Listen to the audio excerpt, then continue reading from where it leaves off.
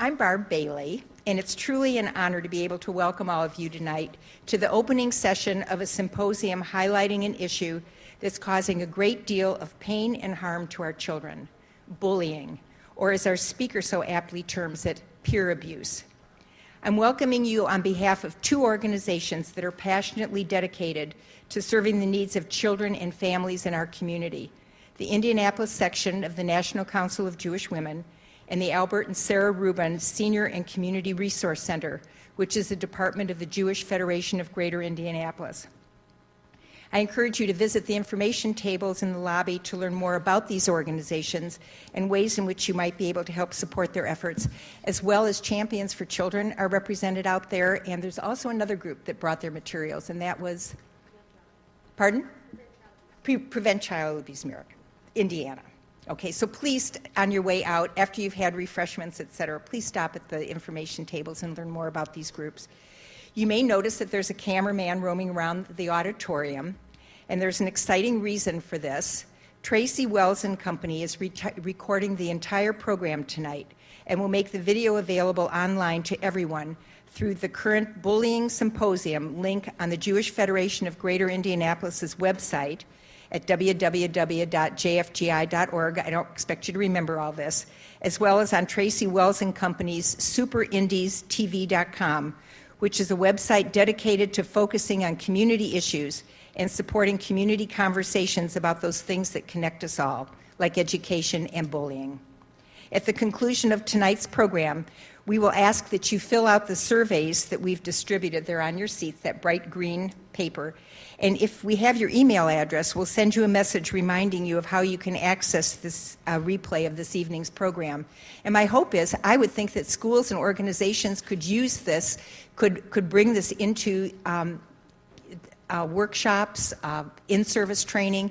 Feel free to use it in any way that you choose to at no charge. And that's a gift from Tracy Wells and Company. A couple of heartfelt thank yous before we introduce our speaker. First to NCJW member Alice Schluss, whose financial support of our family-focused programming in this symposium has made it possible for us to bring it to you at no cost. And so, Alice, thank you from the bottom of our hearts. This isn't the first program that you have been so generously supportive of. Thank you. And a big thank you to all of those who have helped in the planning of this symposium. It has been so rewarding to work with such dedicated volunteers and professionals. It really has been a pleasure, and I thank you all. One of the cornerstones of Judaism is Tikkun Olam, the healing of the world. And it's incumbent upon each and every one of us to do whatever we possibly can to bring this healing about. The teachings of our forefathers are our guide as we strive to bring forth this healing, and those teachings are so very pertinent to our subject this evening. One who shames another in public is as one who sheds blood. Do not judge your fellow human being until you stand in his place. Where there are no worthy persons, strive to be a worthy person. A child's character education should take priority over his academic education. All educational efforts are basically meaningless unless they build on the solid foundation of good character. And a wonderful story. A group of people are floating on the water in a boat. One person takes out a drill and starts to drill a hole in the boat. The others ask him what he's doing. And he asks, well, what does this have to do with you? I'm only drilling a hole under where I am sitting. The others reply, yes, but the water will come in and drown us all. And from Leviticus chapter 19, verse 16, do not stand idly by while your neighbor's blood is shed. Our speaker tonight will be introduced by someone who has so admirably exemplified these teachings. Scott Newman, former Marion County prosecutor and passionate advocate for children's rights. As prosecutor, Scott became nationally known for his innovative anti-crime programs and was honored as Prosecutor of the Year by the Indiana Coalition Against Sexual Assault. He served as Mayor Greg Ballard's first Director of Public Safety, overseeing the Indianapolis Metropolitan Police Department, the Indianapolis Fire Department, Emergency Management, Homeland Security, and Animal Care and Control. And most recently, he not only has returned to his private law practice, but has also been hired to overhaul the Indiana State Department of Toxicology, which by law is operated by the Indiana University School of Medicine. And now for full disclosure. Scott is married to Tracy Wells. Might that have just a little something to do with the fact that he has honored us by his presence this evening? So with that, I welcome Scott Newman to the podium. Thank you.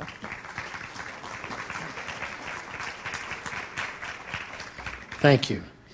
Yes, I think it had something to do with it. And Tracy Wells, my wife, would like to send her regrets for not being able to be here in person tonight, as she had a previous commitment also to host an event across town. So she could not be in two places at once, although I swore that she could from my observation. But I will point this out. I am Jewish, she is not, and she's a woman, and I'm not. And so we have the Council of Jewish Women event here, and neither of us fills out the description completely. But as a combination, with some of her folks here filming and the superindytv.com website and myself here in person, we make a pretty decent combination for a Council of Jewish Women event where you take us all together. We're smart, stubborn, talkative, long-suffering, and blonde. So, that's true. It is an honor to be with you, and I'm here to introduce a special person. And she's one of those folks who, the moment you talk to her, you feel a special quality from her. And it is a quality of kindness that just emanates from her and really drives her advocacy over so many years to the point that she really was a forerunner of the attention that's being paid now to the topic of bullying, among other things, and child abuse generally. She truly is one of the forerunners of that sensitivity, and it does make a difference. I think bullying is one of those issues. When I've been talking to people about it in my little homework to get into the topic again for tonight, everybody remembers bullying episodes, either that happened to them or that they saw as children, with such vividness. I know I do. I talked about one with our speaker tonight that I experienced. And it's so vivid because it's still so painful for so many people, whether it happened to us or happened to someone that we saw as a witness. And we'll talk more about that word witness as opposed to bystander when we hear from our speaker. But it is a painful thing, and it has become more painful and more damaging in recent years, and for reasons that many of us can think of, and we will also discuss. SuEllen Friend is our speaker.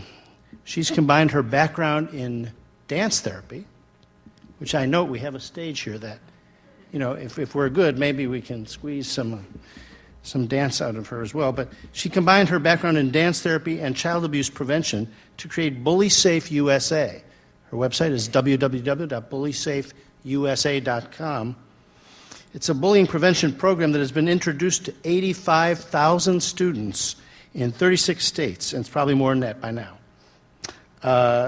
She has co-authored 2 books on bullying with her daughter, Paula Fried, and the most recent one, I believe, is Banishing Bullying Behavior, Transforming the Culture of Pain, Rage, and Revenge. And I'm sure you can find out how to get that through her website. And she has appeared on numerous national TV programs such as Good Morning America, The Today Show, MSNBC, and in the A&E documentary, which I remember seeing, the Bill Curtis reports Bullied to Death, about some of the most serious cases that spiraled out of control that we've all heard about. And so we're very fortunate to have her in Indianapolis doing what she does, which has included, and I'd like her to talk about this a little bit, a visit to Crooked Creek Elementary School, 5th grade class there, and to get the report from the grassroots on bullying. And she's also been to the White House recently, just the last couple of weeks, and maybe she'll tell us about that. And so with no further ado, we give you SuEllen Friend. Thank you.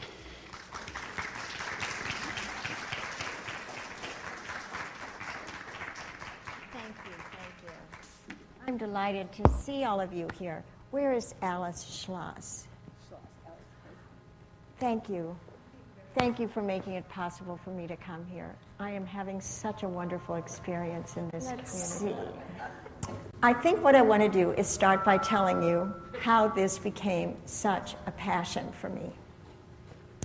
It started when my daughter, who was in college, we live in Kansas City, and she went away to school. But in the summertime, she would come back and worked in a major medical center in our community. And each summer, for 3 summers, she worked on the pediatric oncology unit. And one of those summers, she met a little girl by the name of Kimberly Weisel, who had been diagnosed with leukemia when she was 7. And then Kim proceeded to get chemotherapy treatments and went into remission. But when she was 10, the cancer came back very fiercely.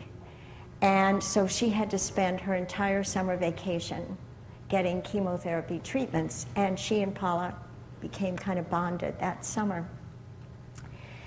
And unfortunately, by the end of that summer, Paula and Kim both knew that Kim was going to die. So Paula was going to go away to college, and Kim was going to go in the 5th grade, and they didn't know if they would ever see each other again. And so Paula said, could we bring Kim and her mom over to our house for lunch so we could say goodbye to each other in a special way? And I got to meet Kim. So Kim and her mom and I and Paula, and we're all sitting there, and we're having this delightful conversation. And I hear Paula lean over to Kim, and she said, Kim, are you looking forward to going back to school? And Kim said, I am counting the days. I have not seen a single friend for 3 months. I cannot wait until school starts. And then Paula turns to Kim, and she said, Kim, do you have any concerns about going back to school? And Kim thought for a moment, and she said, recess. Kim was already in grief counseling. I said, Kim, with everything that is going on for you, how can recess be such an important thing, an issue for you? And she said, well, you see, it's like this. There are some kids at school that think it's really fun to pull my wig off of my head. And then when I'm standing there in the middle of the playground like that, a bunch of kids form a little circle, and they point, and they giggle, and they laugh, and they make fun of me because I have no hair. And my daughter and I never recovered from that conversation. It was so hard for us to accept the fact that a little girl who was trying to figure out how she was going to let go of her life and her family and her friends, and her biggest problem was dealing with kids who would make fun of her because she was bald.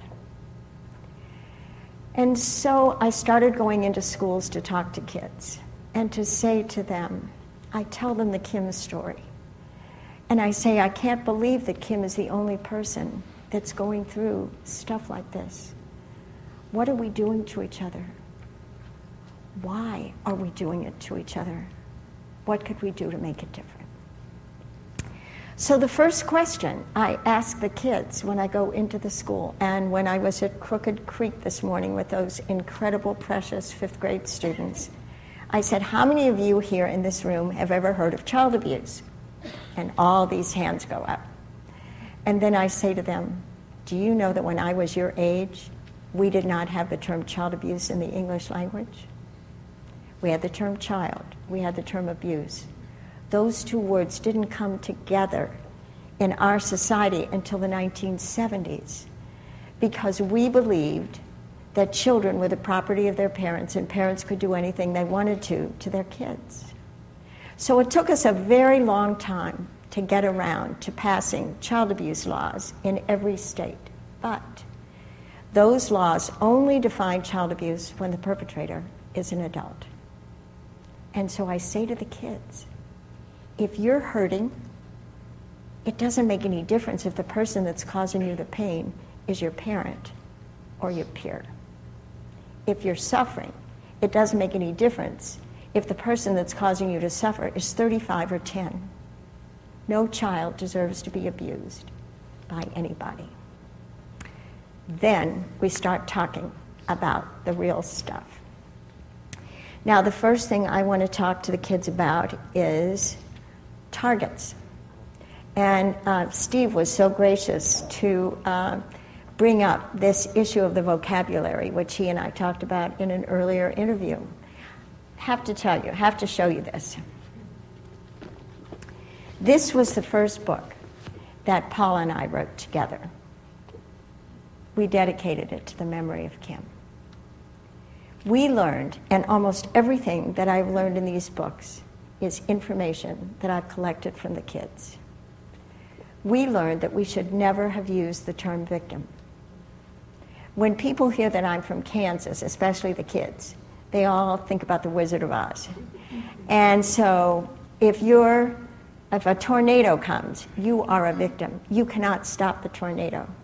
But I want kids to believe that they have the power to do something. So in our second book, we talked about bullies, targets, and witnesses. And I believe that witness is such a stronger word than bystander, which is what is used in the field today. Because if you ask kids, what is a witness? They've all seen these law shows. They will tell you that a witness is somebody who sees what's happening and has to tell the truth. Now, wouldn't you rather have a word like that than bystander? Now, I'm also beginning to work on changing the term bully. I'm thinking about using the term bullier instead of bully for this reason. If a child is a bully to somebody, it doesn't mean that their whole person is mean and cruel. I don't want to label kids. I'm as concerned about the bullies, the bulliers, as I am about the targets. So I think we have to constantly be rethinking our vocabulary about this. So the third book that I've just written with a woman who was the director of teacher training at Park University. And we're talking about trying to change the culture. Many, many years ago, I went to a public health workshop at one of the child abuse conferences. And the person said, once upon a time, there was a village. And almost everybody in the village had dysentery. And so the elders of the village came together to talk about how they were going to deal with the dysentery. And half of the elders said, we have to get medicine. We have to get something to stop these terrible stomach disorders. And the other elders said, we have to put in a sewer system. I think we have to do both. I think we have to take care of the kids that are in pain and that are hurting. But I think we have to change our whole culture. It has become so mean-spirited. It has become so cruel. It has become so hurtful for all of us. And whatever we are doing is sinking down into the bone marrow of the kids. We have to create a kinder world. So I talked to the kids about the targets, and the information that we have is that 160,000 children stay home from school every day because they're afraid of what's going to happen to them on the bus or the playground or the cafeteria or the bathroom or someplace in school. They are showing up in doctors' offices with depression, eating disorders, sleep disorders. It is causing health problems. It is causing, do you know that there is even a theory out there that the increase in juvenile diabetes is because a lot of kids are comforting themselves by eating foods with a lot of sugar, and then that causes weight gain, and then that causes more bullying, and it's a vicious cycle. So we have to deal with this problem. But then I talk about the bulliers. And I tell the kids about this research that was done was over 30 years ago. Dr. Leonard Eron at the University of Chicago persuaded a school district in Upper New York State to take 800 students who were in the third grade and be part of research. And they printed out the names of every third grade student, and they asked the kids to put a check mark in front of the name of every student they thought was a bully. And all the third grade students made their check marks. They put the papers away in a filing cabinet for 10 years. They waited till they were seniors, and they repeated the same process. And after the seniors made all of their check marks, they went into the filing cabinet and got the papers they had checked off from the third grade, and they compared the two. And what they learned is that almost every senior that had a check mark was the same student that had gotten a check mark in the third grade. Nothing had changed. So they decided to wait 10 more years until the third grade students had graduated from high school and college and had gotten married and had husbands and wives and jobs and children. Some of them even had children in the third grade by the time they interviewed them. And what they discovered is that 1 out of every 4 of the bulliers that was identified by 8 and 9-year-old students had a criminal record by the time they were 30. And the male bulliers turned out to be at much greater risk to abuse their wives and the women in their lives.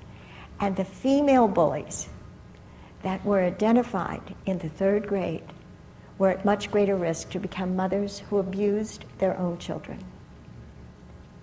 So why would we not invest in reaching children when they're in elementary school? Why would we wait until they develop a criminal record and build more prisons? It doesn't make any sense to do it then. Then we get to the witnesses. And I think that the witnesses are really crucial because not only are witnesses there, because a lot of bullying happens when adults are not around, and the witnesses know it, and they see it, and they hear it, and they feel it. And if they can be persuaded that if they report it, they will not put themselves in jeopardy, we can get a lot more information that will help us intervene. But there's another reason why we have to care about the witnesses. A colleague of mine told me when I was working on the book, he said, I have to tell you a story. He said, when I was in the 6th grade, he said, I don't want to brag, but he said, I was a leader. I was a basketball player. I was a musician. I was big stuff. He said, there was a girl in our class who was from a much lower socioeconomic level than everybody else. And so the kids started calling her names and making fun of her.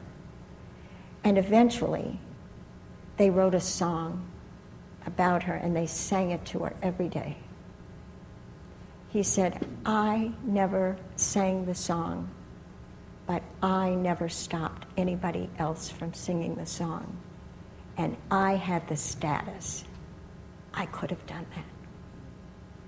He said, to this day, whenever I meet a woman who has the same name as that little girl, there is a wound in my soul that will never heal.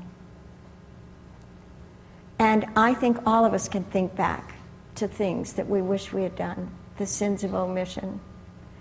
And so we have to all make it a purpose in our lives that we're going to stop the pain. The other thing I talk to the kids about, I go on to the blackboard or the whiteboard or the newsprint or whatever, and I have this theory. I believe, and now you're going to have to try to imagine this little cycle that I'm going to draw for you. Imagine the word pain. And then, if you take pain and you go down to 4 o'clock, I'm saying that pain doesn't evaporate, and when it accumulates, it becomes rage. And when enough rage, now we're going to go over to 8 o'clock, when enough rage collects, it becomes revenge, and then the revenge causes pain, and do you see how that cycle keeps going?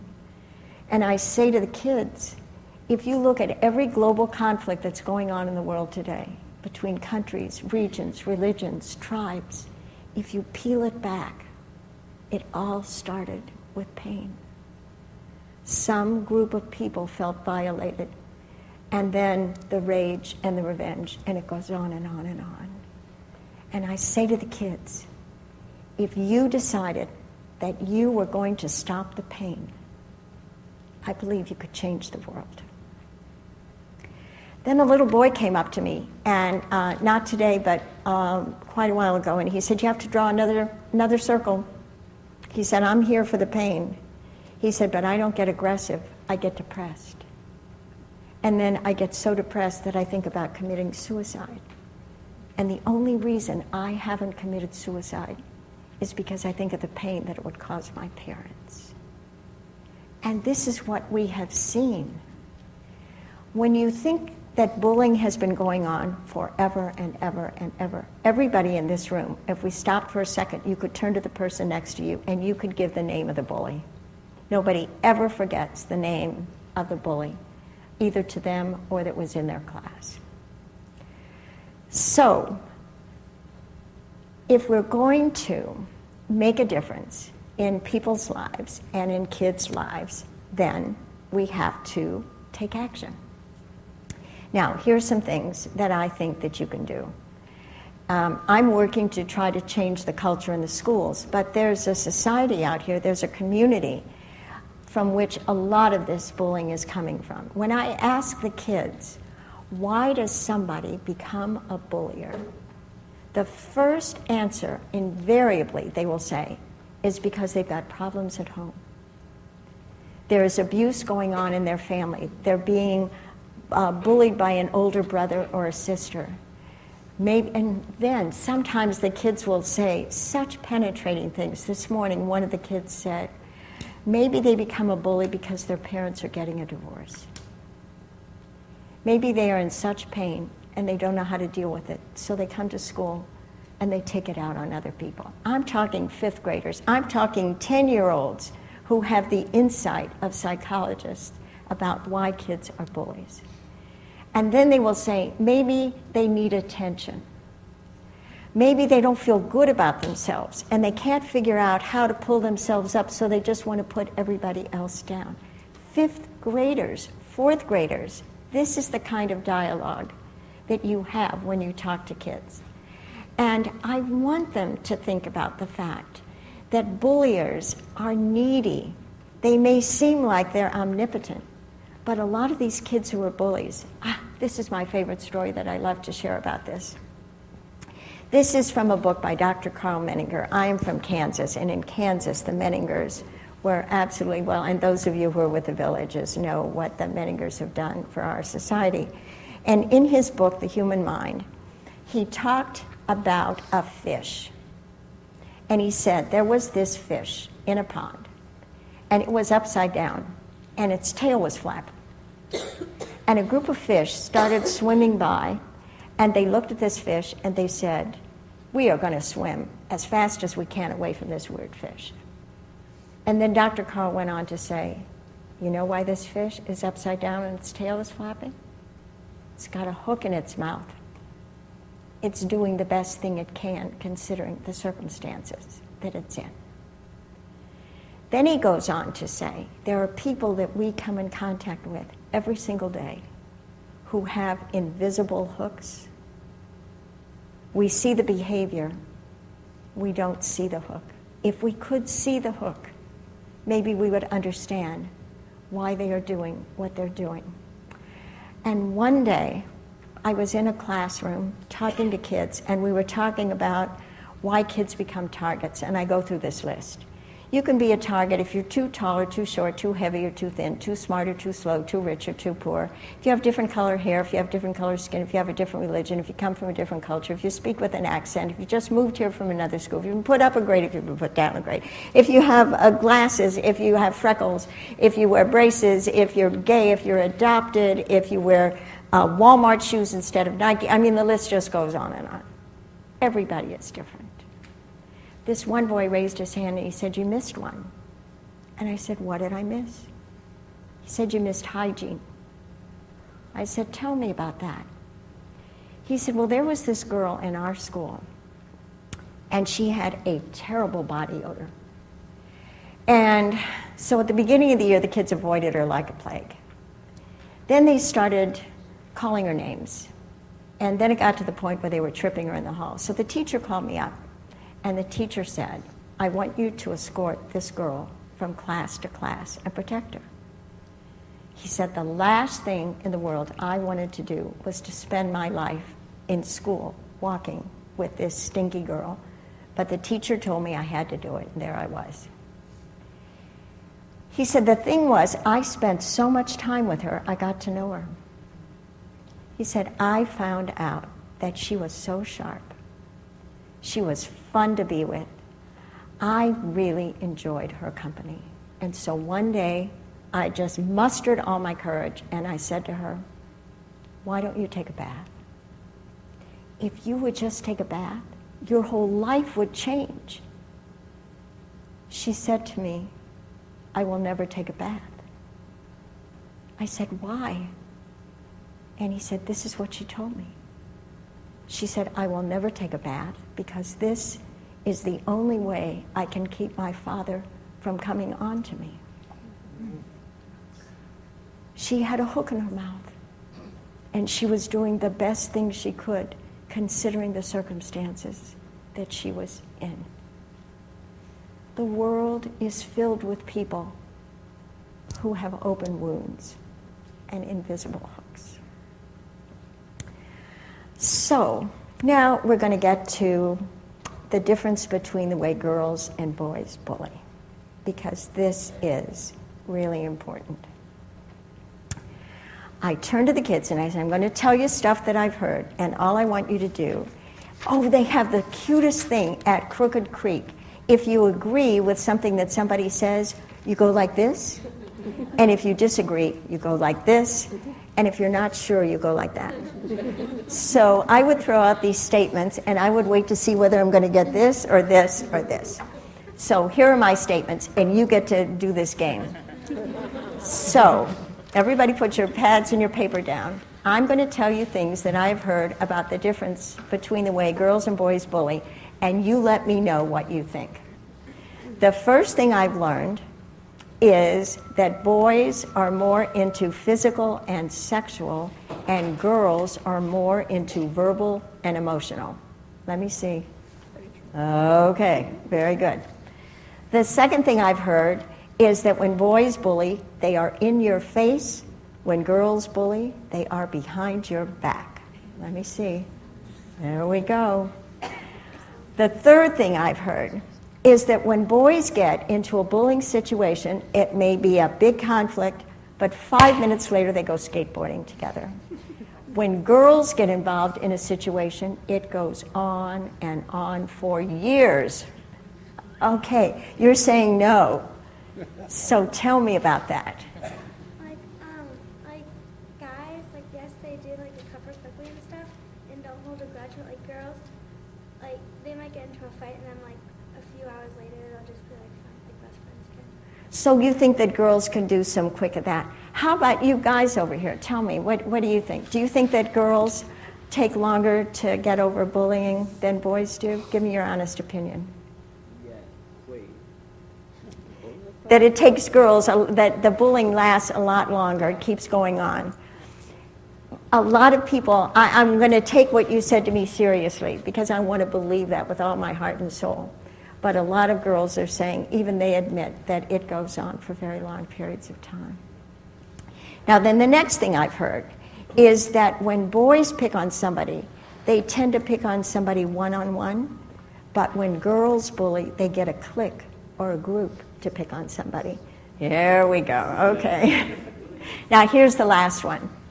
When boys pick on somebody, they tend to bully somebody outside their circle of friends, but girls will turn on their very closest friends. Let me see. Okay. We have a lot of work to do with young women, with young girls, because they are also the group that is tending to be the most likely to use cyberbullying, because it is indirect, it is anonymous, it fits with their style, and it gives them license to say the meanest, most cruel, hurtful things you can imagine, and it has taken cyberbullying to levels of cruelty that we can't even begin to get our arms around. Now, I'm saying that there are 5 kinds of bullying. Physical, which is any kind of way in which you make physical contact with any part of your body, or even throwing items. Oh, this is the one. I need a group involvement, participation again. I'm going to give a sentence and I want you to finish it. Sticks and stones can break your bones, but words will never hurt me. My grandmother learned it. My mother learned it, I learned it, my children learned it, my grandchildren. Every child in America can finish that sentence, and it isn't true. We have to have a new sentence, and I have it. Sticks and stones can break your bones, but words can break your heart.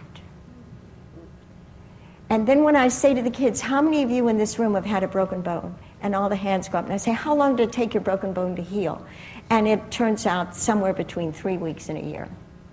And then I say to them, how long do you think it takes to heal a broken heart? And they will say forever or never.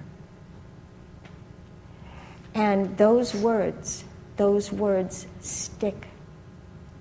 They stay. So we have to be careful about the words. Then we get to emotional bullying, and I say that emotional bullying is when there is no physical contact and there is no words. How can you cause pain? Well, they will say you can use the third finger, you can go like this, you can go like that, you can roll your eyes, you can make faces, you can point, you can stick out your tongue, you can turn your back on somebody, you can exclude, you can eliminate in your social gatherings. I have heard birthday party stories that have made me cry.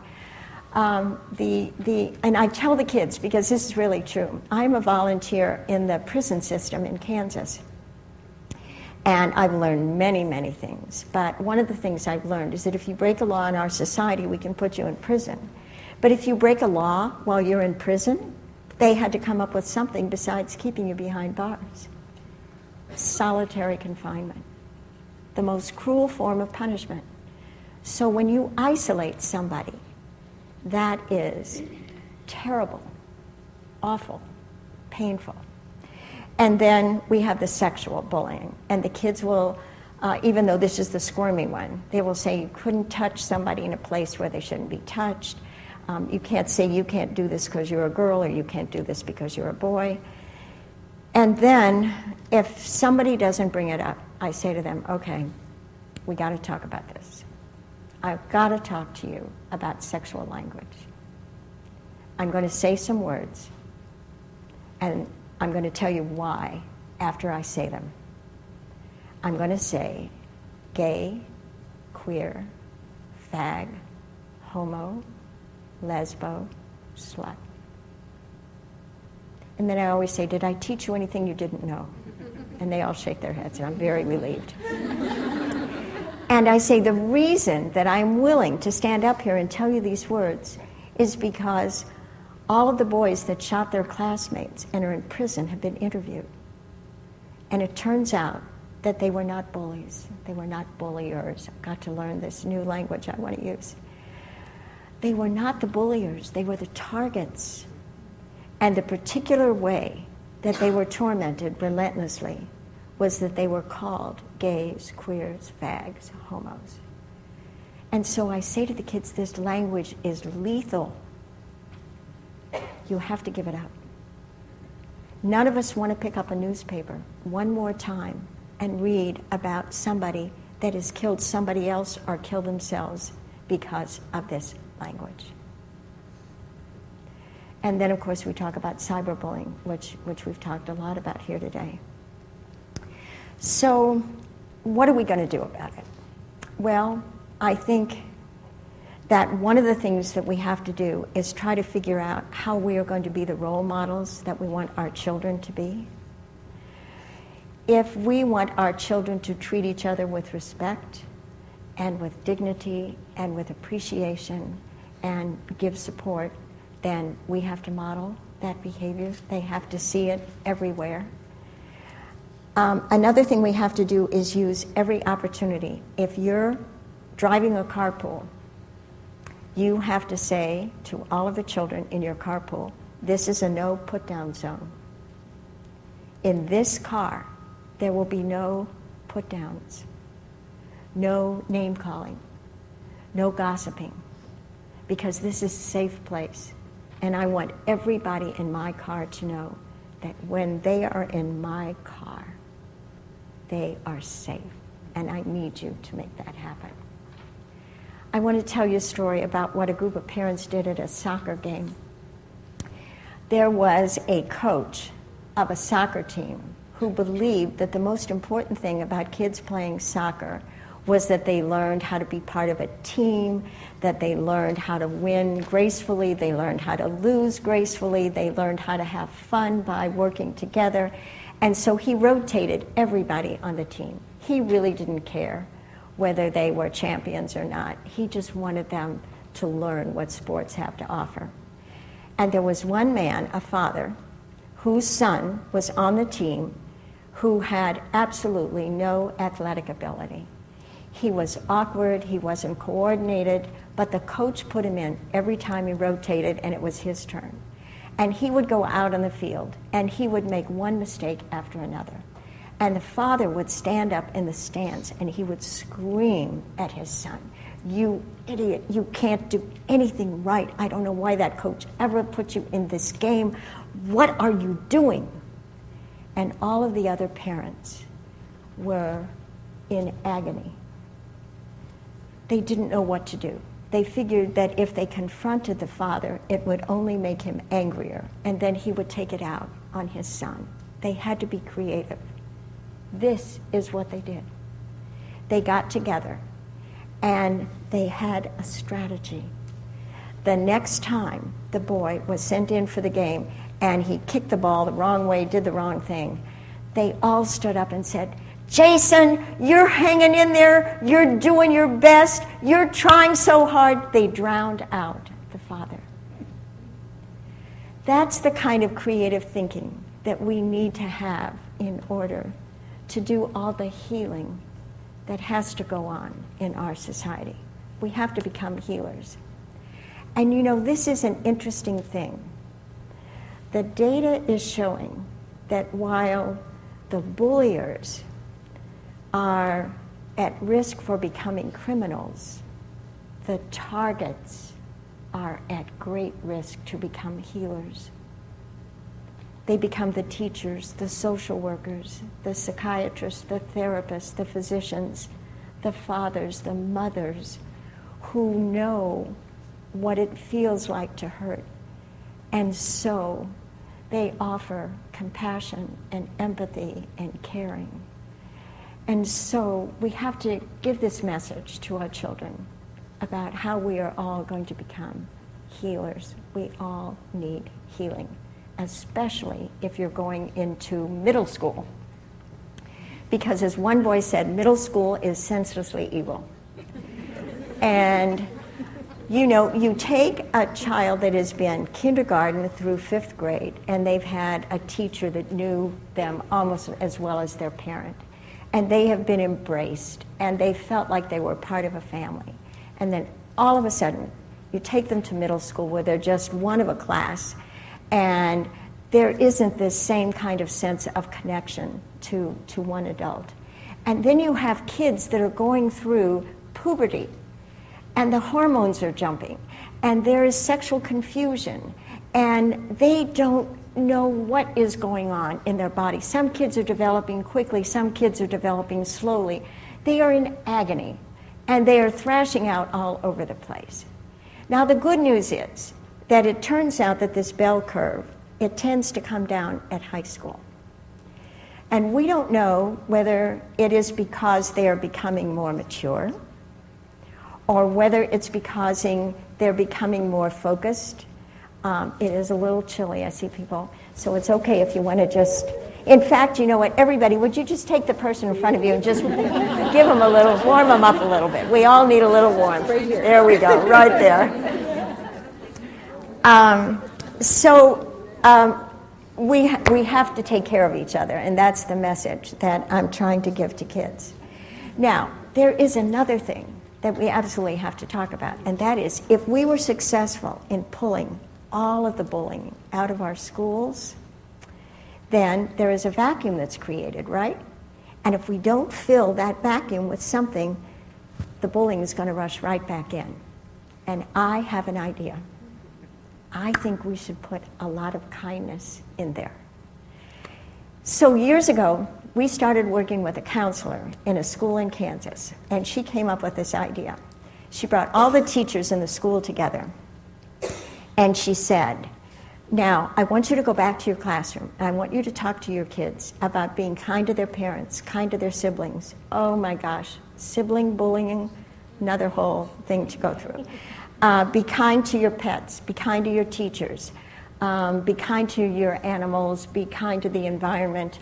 And she said, talk to your kids about what it feels like when somebody's kind to you, and talk about what it feels like when you're kind to them. And she said, go back, and after you have this wonderful little conversation about kindness, I want you to wait and see if somebody in the class performs an act of kindness. And I want you to take that big red wooden apple that you have on your desk, and I want you to put it on Carol's desk. And then you're going to say to Carol, Carol, I saw what you just did, and that was very kind, and I want to honor you. But now you are going to look around, and if you see anybody else in this room being kind, you're going to put the apple on their desk. Well, what happened is that all of the kids in the class wanted the apple, and they started overdosing on kindness. One day, a boy dropped his pencil, and 4 kids dove to the floor. So they came back to us and they said, this is magic. This is really working. So we adults got together, and we decided, what can we do? We're not in a classroom. We can't get an apple. We'll wear a button. So I wear this button called the Power of Kindness. And when I see somebody perform a kind act, and there are several women in the National Council of Jewish Women who are going to be getting some of these buttons, and I pass it on. Well, I have to tell you this story. Years ago, I was driving in a rural community with a double yellow line, and I am known as Leadfoot Sue, and I am behind a log rolling truck, and it's going up a hill and down a hill, 5 miles an hour. And I am behind this truck, and I think I'm going to have a nervous breakdown. And all of a sudden, I see the red flashing light, and he's going to make a right-hand turn and get off the road. I can't believe it. So he turns off the road, and I put the gas pedal down, and I'm speeding up the hill, and I look out my rear view mirror, and I see that he is trying to figure out how to get back on the road. He did not have to make a right-hand turn. He saw the steam coming out of my head. So I drive up to the next hill, park my car over the side. I get out in the middle of the road, and I flag him down. And I walk over to the cab of the truck. And he has the baseball cap on backwards, got big tattoos, has the T-shirt with the thing, folded up, and the package of cigarettes. And I say to him, what you just did was so kind. I am going to give you this kindness button. And I take off this button and I pin it on his T-shirt.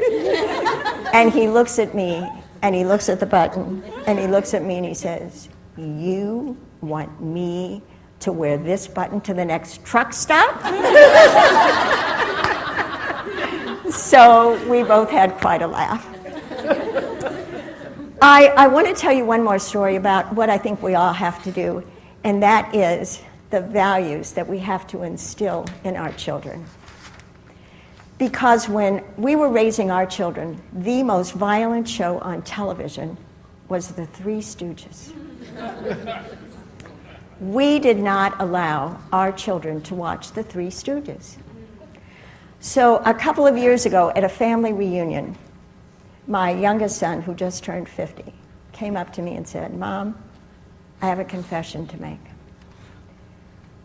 I can't hold it in any longer. I have to tell you, every time I went to my friend's house, I watched The Three Stooges.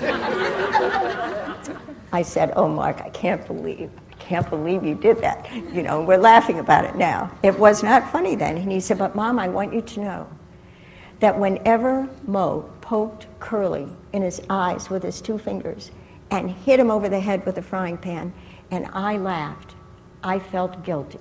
Yes! Because I knew that we had imprinted a value system in our children that said we do not laugh at somebody else's pain.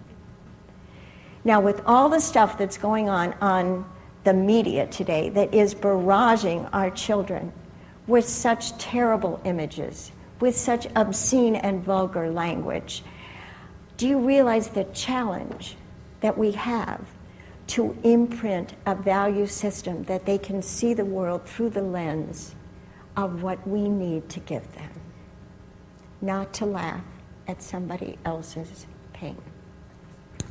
Now, when I get really discouraged about trying to figure out how we're going to change this world, this is what I think about. When I grew up, because I was a dancer, my dance teacher told me that my body was a temple, so it never would have occurred to me to smoke. But then I met my handsome husband. And is there anybody in this room that's old enough to remember Charles Boyer? Sure. Oh, yes.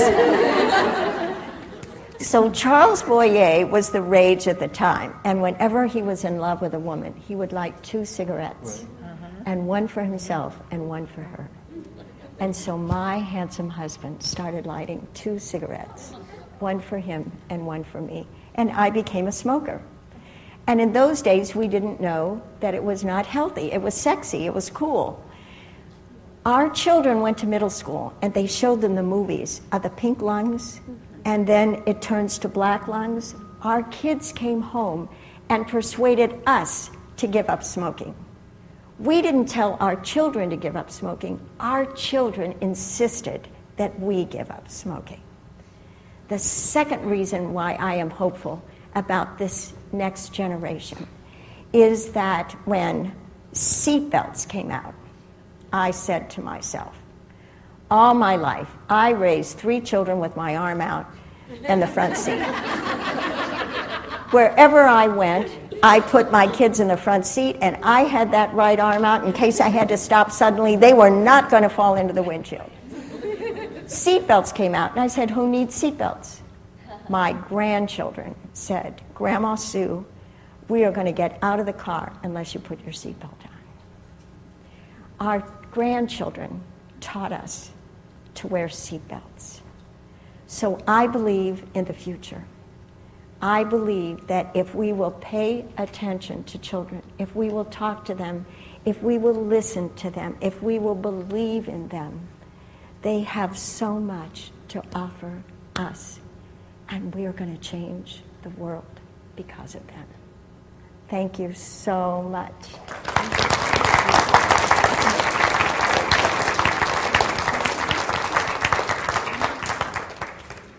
Thank you, SuEllen. There's more information on SuEllen's website, www.BullySafeUSA.com, and of course on SuperIndieTV.com.